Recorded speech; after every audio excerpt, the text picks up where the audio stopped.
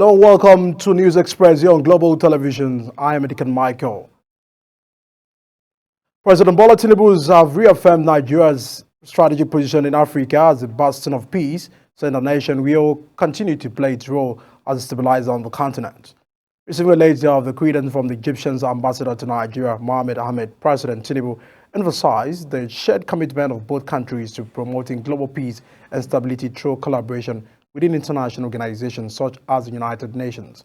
He noted that since establishing diplomatic relations in 1961, Nigeria and Egypt have collaborated on key international priorities, including promoting regional peace, security, and stability. The Confederation of All Progressive Congress has commended the Minister of Federal Capital Authority Nyesom Wike's security initiative to ensure a safe territory. His Director General Professor Kailani Mohammed gave the commendation at a news conference in Abuja. Mohammed said the FCT had become a safe haven where residents could afford to sleep with their two eyes closed. Mohammed said the FCT has become a safe haven where residents could now go about their normal activities too. Governor of Enugu State, Dr. Peter Mbas, placed a 10 million naira bounty on the heads of the killers of two policemen in Enugu State, saying the state will go after the culprits with every resource at its disposal to bring the killers to book. Mbas pledged a reward while briefing newsmen after a State Security Council meeting at the Government House, Enugu, which also had in attendance the State Commissioner of Police, Kanayo Ozegbo, the State Director of State Security Services, Teresa Egbo, Garrison Commander 82 Division, Nigerian Army, Enugu, Brigadier General Murtala Abu, and the State Commander, National Drug Law Enforcement Agency, Peter Oga, among others. The Nigerian Army has promised to investigate the condition at its detention facilities after a video emerged online showing soldiers complaining about overcrowding and poor feeding at the 8th Division Garrison Detention Facility in Sokoto State. In a video which surfaced online on Friday, showed the soldiers lamenting the condition of the facility and the way they were being treated, with over 100 in the cell and 40 others awaiting trial. The Army also said it will not tolerate the way the soldiers express their grievances, adding that those involved could face disciplinary action. The Executive Chairman of the Academy on Financial Crimes Commission, EFCC, Ola Alakayode, has called on compliance officers of banks across the country to desist from unauthorized disclosure of Commission's investigation activities or requests from banks to the customers. Another call during a stakeholders meeting with compliance officers of banks in Oyo State. He stated that the EFCC is aware of the fact that compliance officers give information to the clients regarding letters of investigation activities written to the banks from the Anti-Graft Agency, and noted that the act compromises the investigation exercise of financial crimes and delay corruption cases from being filed before law court. Governor Fubara of Rivers State has ordered an immediate relocation of the legislative business of the State House of Assembly to Government House in Port Harcourt. The relocation order is contained in the State Official Gazette, where the order came after 24 hours after Victor Okojimbo, a lawmaker loyal to the governor, emerged as a new factional Speaker of the Assembly, and a few hours after High Court in the state barred the pro-Wike Speaker and 24 other lawmakers from pardoning themselves as members of the Assembly. The Nigerian Senate has approved the death sentence as a penalty for drug traffickers in the country as it passed through third reading the 2024 NDLE Act Amendment Bill. The proposal was adopted when the Senate dissolved into a committee of the whole for a clause-by-clause consideration of a report of the chairman of the Committees on Judiciary, Human Rights and Legal Matters and Drugs, Narcotics, National Drug Law Enforcement Agency Act Amendment Bill 2024. Kikolo Mokere tells us more. In the review of the penalty provision of the amendment bill towards strengthening the operation of the agency, a proposed amendment to the award a death sentence to the drug traffickers rather than just a life sentence was raised by Senate Chief Whip Ali Indume, which sparked debate among senators. I am surprised that the committee is recommending a softer punishment. It was a life imprisonment. In fact, we should change it to death sentence. This is practiced everywhere in this country that are serious about dealing with drugs. So when we come to take it clause by clause, please, distinguished colleagues, let's change that section 11 to read death sentence. When the matter was put to a voice vote, It appears the nay had it. However, when the question was put on a second vote, the Deputy President of the Senate ruled in favor of the ayes had it. Slight roar ensued as some lawmakers were displeased. Senator Adams Oshimole expressed his displeasure over what he considered a hasty consideration and passage of the amendment clause. We must be honest, transparent in the decision. I am accountable to my conscience and to my community. Death sentence is not a matter for a, nay or nay. Everybody should vote so that we will be counted. When it matters, those who vote for death and those who vote for punishment. No, you cannot. We take a vote. It's a fundamental issue. We are making law here. This is not a motion. I have responsibility for any law that I made while I'm in this parliament. No, we can't pass it because I don't believe that the highs have it. It's about life and death. The Deputy President of the Senate rejected an objection by Senator Oshimole to reverse the ruling, insisting that it came late, which is against the rules. What you need to ask for, which is your right, is to ask for a division. And so you put to court, but you didn't do that. So you don't follow the presiding officer. So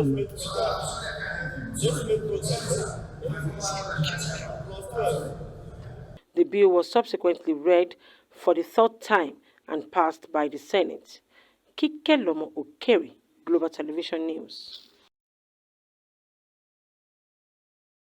A federal high court in Abuja has granted 100 million naira bail each to a former Minister of Aviation, Hadi Sirika, his daughter, and two others. They are being tried over an alleged fraud to the tune of 2.7 billion naira. According to the court, they are to provide two sureties who must have landed properties in Abuja. The sureties, the court stated, must also be a responsible citizen. Samuel Odi completed the report.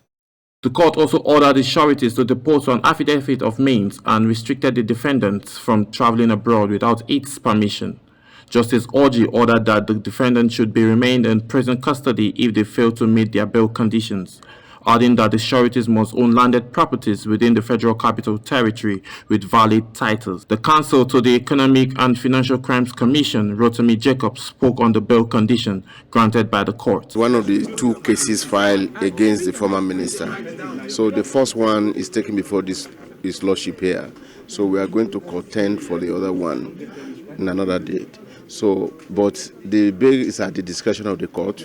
So it's for the court to decide whether it is adequate or not. So a counsel in his own right cannot criticize the judge whether the conditions are liberal or high or low. But I think it is fair. Yes, thank you. Well, there are other issues that were introduced, like the Nigerian Airways with Ethiopia something, which we added to it. So it was not there originally, but Nigerian Air matter is there are two counts on it. That's why we amended it. The condition that one of the surety must own property in Abuja and must deposit some money out or bond and all those things. So I don't think it's strenuous. It's a condition that is unfair. It's very fair to them. The trial has been set for 10th, 11th, and 20th of June 2024. Samuel Odi reporting for Global Television News. Africa Tomorrow Plus, a non-profit organization, has started its commitment to uplift the vulnerable in society through the skill acquisition, cultural integration, musical talent discovery, and nurturing. The organization's president, Kenneth Exem, made the remark at the World Press briefing in Abuja. Anthony Momodu completes the report. Eze noted that the program is designed to support the federal government's policy direction towards improving the lives of vulnerable Nigerians, stating that the dire state of vulnerable children and youth in the country will be effectively supported through education, sports initiatives, and social intervention programs. Africa tomorrow, that this child that is hungry today, if we do the right thing, that child will smile tomorrow. So we are showing actually the picture of the future of Africa that we want to see. But we all together have to do something today to be able to see the Africa tomorrow. Three major areas that we are looking at, and this is sports in general. Now, education is the next thing very important for us, which is actually rules the world. National Coordinator of the body, Tina Eze, and the United Nations and Sustainable Development Goals representative, Uzo Ifeanyi, emphasized the need for Nigerians in diaspora to give back to society in order to accelerate the development of the girl child and country at large. We Nigerians in diaspora, when we're taking out from our comfort zone, most times we just go, okay, is there and they'll bring back to us anyway. And I believe we're here to actually ensure that we can actually impact in the lives of children. Because trust me, these kids, they have a lot of potential and talents, and they have all this negative energy. The president just said something about sports, yeah? It is not football, but initiated as football. As you can see, all t-shirts that we're wearing, the different colors, you can see blue, you can see, yeah? So that actually represents different initiatives that which we're actually bringing into the Nigerian society. Education is key. They should also look at the issue of climate change. Recently, you are very much aware that the government banned the use of this disposable in Lagos and all. These are issues of climate change. These are issues that even in Germany, they've conquered it. So if they bring such technology down here, it will definitely help the country to also move forward in terms of achieving the sustainable development goals in the area of climate change. Lugado Konobo, founder, Nigerian Women Economic Development, and other stakeholders highlighted the potential impact of collaboration between development partners towards improving the lives and safety of the vulnerable populace. NIGWED, Nigerian Women Economic Development Project, the women gender component of this project, we are going to be playing a very key role. And that's the Federal Ministry of Women Affairs is supporting us, ensure that we got this venue that we have used today for today's event.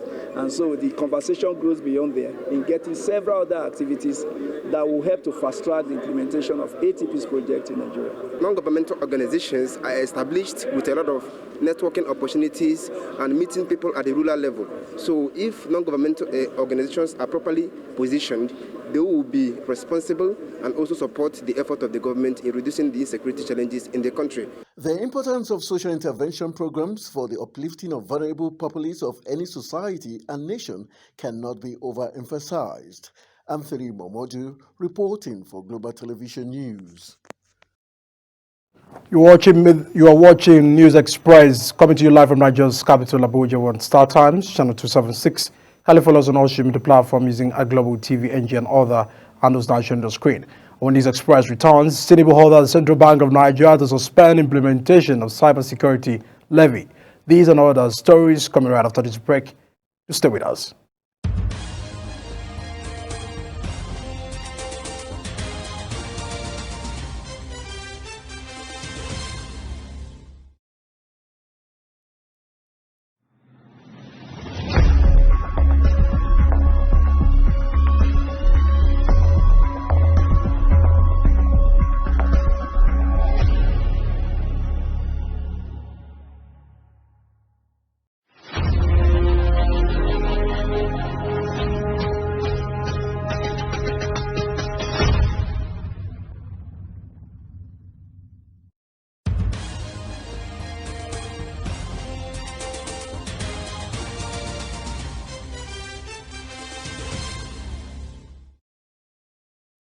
Welcome back to News Express. On the front scene, the United States government has raised concerns over a possible breach of international law by the Israeli Defense Force in prosecuting the war against Hamas in Gaza using the United States supplied weapons.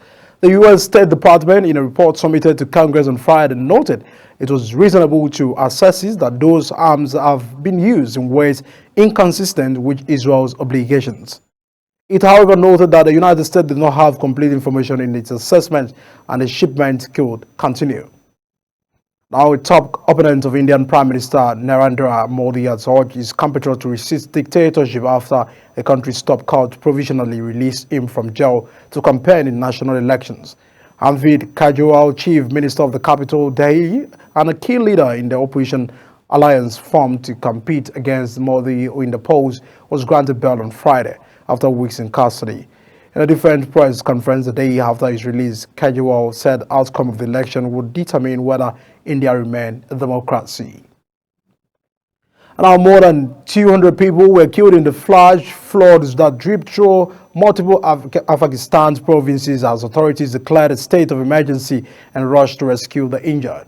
Heavy rain set roaring rivers of water and mud crashing through villages and across agricultural lands in several provinces, with northern Baghlan one of the hardest hit. Ahmed Sayyad Sajid, head of the Natural Disasters Management Department in the northern Tiger province, said in addition to human casualties, the floods have also caused huge financial losses to the people, where estimated 20 people have died in the flooding. The Defense Ministry ordered multiple branches to provide any kind of assistance to the victims of the incidents with all available resources. Let's get to business, as President Bola Tinubu asked the Central Bank of Nigeria to suspend the implementation of the controversial cybersecurity levy policy and ordered a review. This followed the decision of the House of Representatives, which last Thursday asked the CBN to withdraw its circular directing all banks to commence charging a 0.5% cybersecurity levy on all electronic transactions in the country. The CBN on May 6, 2024 issued a circular mandating all banks, mobile money operators, and payment service providers to implement a new cybersecurity levy following the provisions laid out in the Cybercrime Amendment Act 2024. The local currency depreciated further at the official market on Friday, closing at 1,466.31 to a dollar at the official market. The dollar to naira exchange rate increased by 40 naira between Thursday and Friday, having closed at 1,426 to a dollar, according to the National Autonomous Foreign Exchange Market, official exchange market. The naira gain has been reversed in recent times after the currency firmed up against the dollar, exchanging below 1,000, with businesses and the government having a sigh of relief. This was after the Central Bank of Nigeria introduced a string of reforms and interventions tailored towards stabilizing the exchange rate market. And our Finance Minister and Coordinating Minister of Economy, Olawale Odun, has visited the Jet Motor Company assembly plants in Lagos, where compressed natural gas buses are being assembled under the presidential CNG initiative. Disclosing these in a statement by the SSM Media and Publicity President Bola Ahmed Tinubu, Temitope Ajayi said that the Jet, which is located in Lagos, is one of the 4 assembly plants picked by the PCGN to assemble semi-knockdown component of climate-friendly CNG and electric buses and tricycles, which will soon be rolled out to large transportation cars. And the world of entertainment, Nigerian actor Enyinnaya Nwigwe took home the overall Best Actor award at the 2024 Cameroon International Film Festival. The award acknowledged Nwigwe's impressive performance in the Jules Ayuk's Cross Continental Actions drama Chokehold, where he started starring alongside Jamaican actress Sharando Ferrio. The actor's capacity to take on different but taxing roles has led to his being the part of another international production such as All About Love and Black November 2012. The Breath of Life has won the Best Movie Award at the 10th edition of the Africa Magic Viewers' Choice Awards. The movie received 11 nominations across various categories, including Best Movie, Best Director, and Best Lead Actor, and won in 6 categories. The lead actor Wale Ojo won the Best Actor, Bibi Sasore the Best Director award, while Ademola Adenoyin got the Best Supporting Actor. And our focus on the sport. 6 boxers from Nigeria have been registered to fight for places at the forthcoming Paris 2024 Games second window qualification tournament slated for Bangkok, Thailand. The Secretary General of Nigeria's Boxing Federation, Dapo Akinoye, confirmed this to the news agency of Nigeria on Saturday in Lagos. According to him, elite boxers across the globe will converge on Bangkok from 23rd May to June 3rd for 2024 Paris Olympics qualifiers. French President Emmanuel Macron says he hopes star footballer Kylian Mbappe will be freed up by his likely future club Real Madrid to take part in the Paris Olympics for France. Mbappe confirmed that he will leave French champions Paris Saint-Germain at the end of the season, with Real Madrid widely expected to be his next destination. Real Madrid has already said that it will not leave its players' obligations to the club in favor of their participation in the Olympic Games, which are not part of the FIFA-designated international tournament for which clubs must free up their players. Manchester City's first penalty in their 5-1 win over Wolves should not have been awarded, an independent panel has said. Wolves defender Ryan was penalized after colliding with City defender Just Cozy in the area. Now a 5-person ski match incident panel voted by a 3-2 majority that referee Craig Paulson should not have given a spot kick. However, it unanimously agreed the video assistant referee was correct not to intervene. That's the package on News Express, coming to you live from Nigeria's capital, Abuja. We're on Star Times, channel 276. Kindly follow us on all social media platforms using @Global TV NG and other handles now showing the screen. I'm American Mike. Thanks for watching. See you again.